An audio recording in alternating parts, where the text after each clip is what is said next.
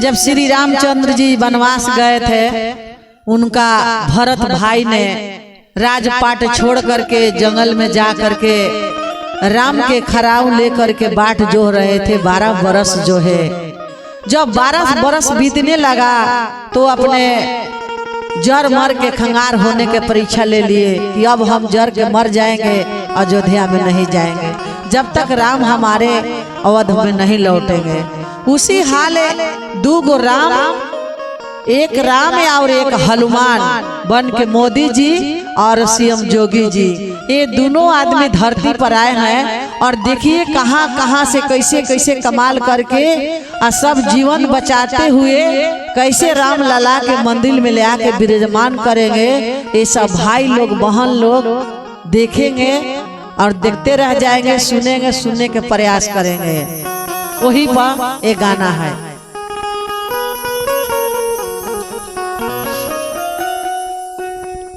राम के खरौआ लेके अरे मोदी अब जो हलन हम सती हो, अब से नाई है राम अयोध्या हम सती होई हो। जब से न राम है अयोध्या हम सती होई हो। राम के खरौआ लेके, राम के खरौआ लेके मोदी जी जो हलन कब राम नहीं तो जरी के मरी जाए कब राम नहीं तो जरी के मरी जाए कब राम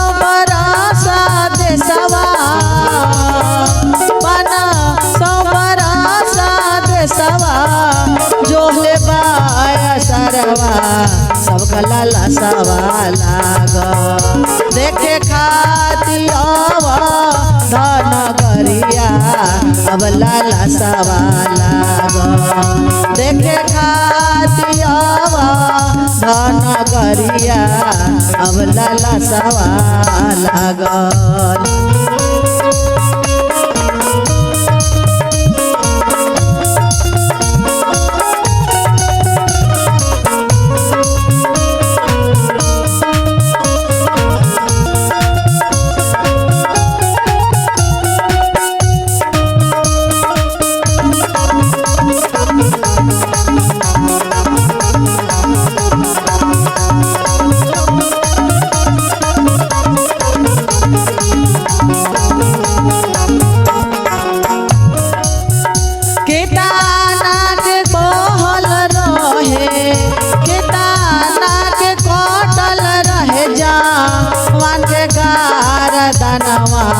तबो न अइलन राम तबहू न भइल निरमनवा तबो न अइलन राम बही गइले धरती पखुनवा तबो न अइलन राम।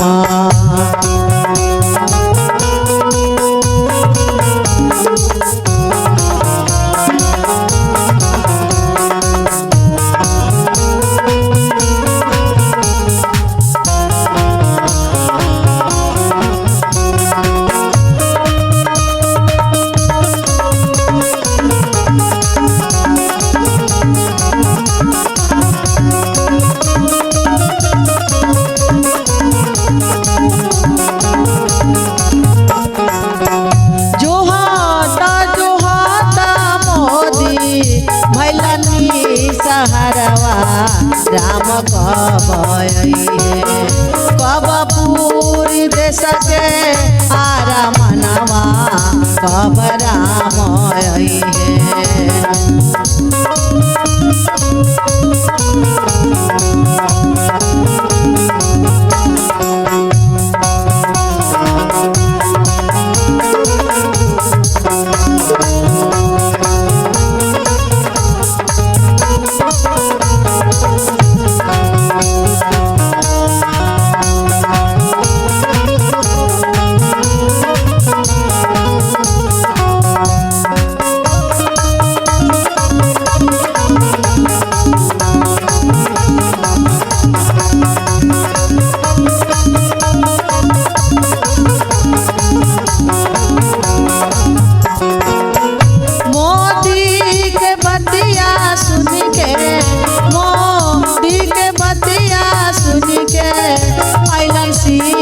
जोगी भैया शांत रहा जानी हो खतू निसहारवा भैया दम धर जानी हो खतू निसहारवा राम आई है अवधा।